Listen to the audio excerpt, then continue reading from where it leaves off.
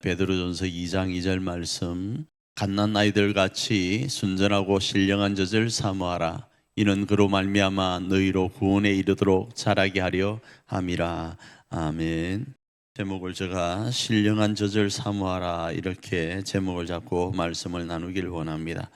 계속적으로 우리는 베드로전서를 살펴보고 있는데, 베드로전서는 그 배경은 로마 황제 때 극심한 박해 속에서 기록된 것으로 이해하고, 그 목적은 박해 가운데 있는 성도들을 위로하기 위한 것이다. 그래서 영원한 하늘나라의 소망을 주기 위한 것이다, 이런 말씀을 드렸습니다. 마찬가지입니다. 오늘을 살아가는 우리에게도 이 땅에 우리의 힘으로 되어지지 않는 일들이 있습니다. 우리 가운데는 장애적인 부분이 있을 수도 있지만, 환경적 요인과 여타한 부분에서 내 생에는 걸렸다라고 생각하는 내용들도 있고, 내가 선택했던 것이 이제는 선택을 다시 번복할 수 없는 수만 가지의 일들 가운데 있습니다. 그래서 이제 끝이구나 생각할 수 있어요.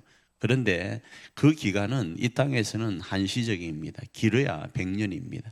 그런데 저 영원한 하늘나라에는 이것과는 다른 차원, 내가 선택하지 못했고 실패했던 그 모든 것을 완전히 회복할 수 있는 나라가 기다리고 있어요. 그것도 영원히 말이죠.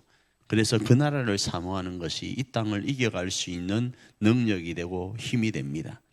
그렇지 않으면 우리가 이 땅을 남은 기간 동안 살아가는 것이 그냥 정말로 어거지로 살아가는 것밖에 되지 않지 않겠어요? 그런데 그 땅에서 살아가기 위해서 하나님이 우리에게 요구하시는 것이 있는데, 그건 믿음이라는 거예요. 그 믿음이 있는 자가 그 땅을 소유하게 되는데, 그 나라가 있음을 믿는 사람들은 오늘 이 땅 가운데 하나님의 뜻을 이루며 살아가는 겁니다. 우리가 우리 인생 가운데서 선택의 기로에 섰을 때 선택을 잘못함으로 인해서 일어난 수만 가지의 병폐들이 있습니다. 그런데 믿음은요, 지금부터 시작해도 늦지 않는 거예요. 그렇잖아요. 심지어요, 우리가 아는 것처럼 예수님과 함께 십자가에 못 박였던, 바로 죽음을 앞두고 있던 그 강도도 죽기 직전에 예수님을 믿음으로 인해서 바로 영원한 하늘나라를 소유하게 되었다, 이 말입니다. 그 전에 그들의 삶은, 그 전에 그 사람의 삶은 선택을 잘못해서 나쁜 삶, 손가락질 받는 삶, 또 죽을 수밖에 없는 환경의 삶이었지만, 그가 마지막에 하나님을 제대로 선택함으로 인해서 영원한 생명을 얻게 되었죠. 마찬가지입니다. 오늘 우리도 이 땅에서 우리가 되돌릴 수 없는 수만 가지가 있지만, 오늘 예수님을 제대로 믿고 하나님을 의지하면 우리는 새로운 선택을 통하여서 영혼을 소원하고 소망 가운데 살아갈 수 있습니다. 그 내용을 이야기를 하는데, 이 영원한 하늘의 소망을 가지고 있는 사람들은 어떻게 해야 될 것인가? 우리가 2주에 걸쳐서 거룩하라라는 제목으로 말씀을 살펴보았습니다.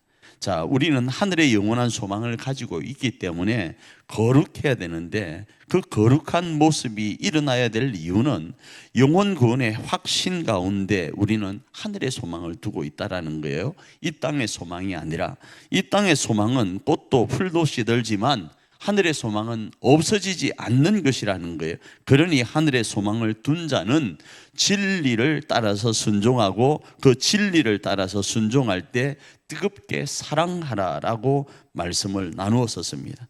그리고 나서 오늘 우리가 살펴볼 말씀은, 그렇게 거룩하기 위해서는 말씀인 복음으로 다시 우리가 태어나야 된다, 이렇게 오늘 본문은 말씀을 해요.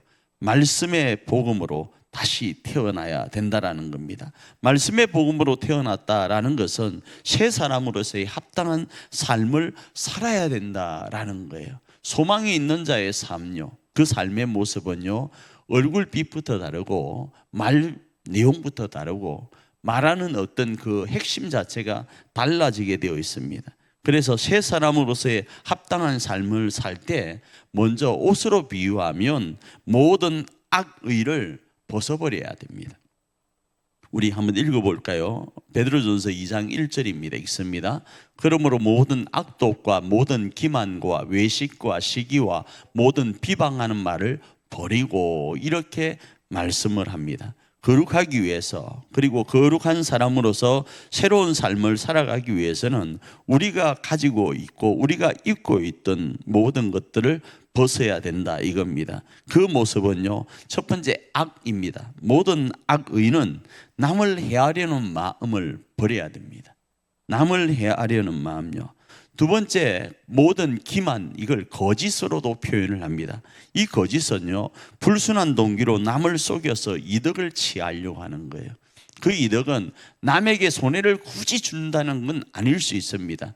나 개인의 유익을 위해서 남을 이용하는 것도 이 거짓 가운데 포함되어 있습니다. 왜 그런가 하면 불순한 동기로 남을 속이는 것까지 아닌 것처럼 보일지 모르지만 어찌되었든 내 이득을 위해서 남에게 어떤 부분들을 속이는 모습으로 나아가기 때문에 그러한 겁니다. 세 번째, 여기 나와 있는 외식입니다. 이 위선을 이야기하는 거예요. 이 위선은요, 속이기 위한 거칠이에요. 속이기 위한 거칠의 말입니다. 저는 이런 일련의 모습이 합쳐진 게 딱 적나라하게 드러나는 내용 하나가 바로 보이스 피싱이라고 생각을 해요. 보이스 피싱요. 그 보이스 피싱은 얼마나 그럴싸하게 사람을 속이는지 모릅니다. 이 위선도 거기에 포함되어 있습니다. 시기는 어떻습니까? 잘난 체 하다가요, 잘 되는 사람을 보면 회방합니다. 잘난 체 하다가 자기 잘난 체 살아가면 됩니다. 그런데 자기보다 조금 뭔가 잘난 사람이 있으면 시기하는 거예요. 자기가 잘 먹다가도 옆에 사람이 자기와 비슷하게만 먹어도 시기하고 질투하고 회방하는 사람들이 있습니다. 비방은 뭡니까? 남을 중상모략하고 험담하는 겁니다. 뭐 하기 위해서요? 자기 혼자 잘 되기 위해서요. 자기 이름이 나타나기 위해서요. 남들로부터 자기가 인정받기 위해서요. 그래서 이런 악의적인 옷들은 벗어버려야 됩니다. 세상의 옷들을 벗어버려야 된다 이겁니다. 그럼 뭘 할 것인가? 오늘 우리가 읽었던 베드로전서 2장 2절입니다. 다시 한번 읽어볼까요? 읽습니다. 갓난 아이들 같이 순전하고 신령한 젖을 사모하라. 이는 그로 말미암아 너희로 구원에 이르도록 자라게 하려 함이라. 신령한 젖을 사모해야 된다 이겁니다. 새롭게 태어났으니까 우리는 다시 성장하여야 되고 자라야 되는데, 그러기 위해서는 어린 아이가, 갓 태어난 아이가 성장을 위해서 젖을 사모하듯이 우리도 젖을 사모해야 됩니다. 그 젖이 뭔가 하면 말씀이에요. 말씀을 사모하며 나아가야 됩니다. 세상에서는 모든 장년이 되었는지는 모르지만 신앙 안에서 갓 태어났다면 아이로 인식하고 성장에다가 초점을 두어야 됩니다. 그런데 자꾸자꾸 교회 안에서도 이 모습들이 충돌해요. 어떤 모습이 충돌합니까? 세상에서는 나이가 70, 80이 되었을 수 있죠.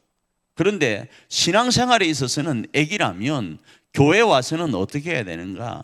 신령한 젖을 사모하고 말씀 앞에 깊이 들어가서 그 말씀만을 먹으려고 해야 되는데, 내 나이가 몇 살이네 하면서 교회 안에서 나이 거론하고 있는 사람이 있습니다. 우리가 살아왔던 삶의 모든 환경과 여건이 그저 그렇게 그냥 하루아침에 되어지는 게 아니에요.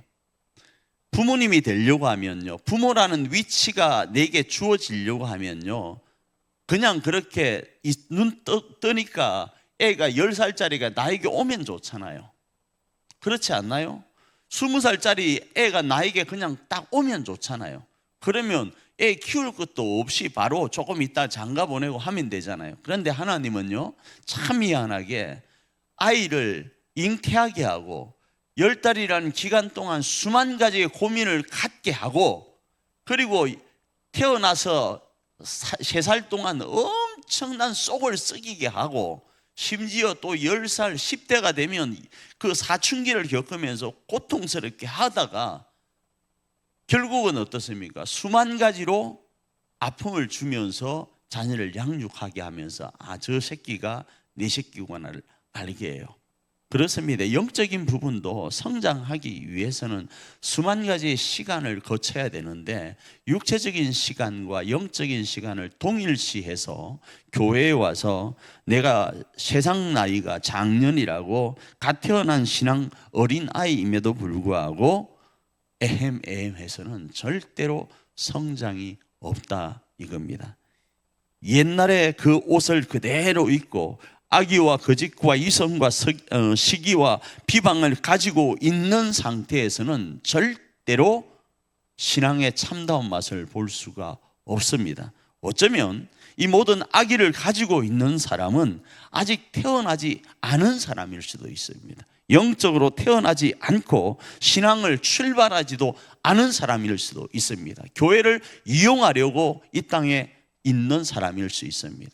그런 옷을 벗어버리고 진짜 성장하기 위해서는 신령한 젖을 어린아이처럼 사모해야 됩니다. 그 사모함은요, 살기 위한 몸부림이에요. 젖을 주지 않으면요, 울어야 된다고요. 우는 사모함이 있어야 됩니다. 갓난아이는 그러합니다. 살기 위해서 몸부림이 뭔가 하면 신령한 젖을 사모하는 거예요. 교회 안에 들어와서 정말로 거룩한 하나님의 사람으로 영원한 하늘나라를 소망하고 살아간다고 하면, 그 마음으로 이 교회에 나왔다고 하면 우리는 살기 위해서 신령한 젖을 사모해야 됩니다. 그런데 그렇지 않고 내 나이가 어떠니 세상의 옷과 세상의 모든 것들을 버리지 않은 채 교회에서 생활하려고 하는 사람들은 교회를 떠나는 게 맞아요. 안 그러면 살기 위해서 그 신령한 젖을 사모하면서 기도하면서 교회를 세우고 가정을 세워가는 게 맞다고요. 우리 3절 말씀 한번 읽어봅니다. 읽습니다. 너희가 주의 인자하심을 못 봤으면 그리하라, 이렇게 말씀을 해요.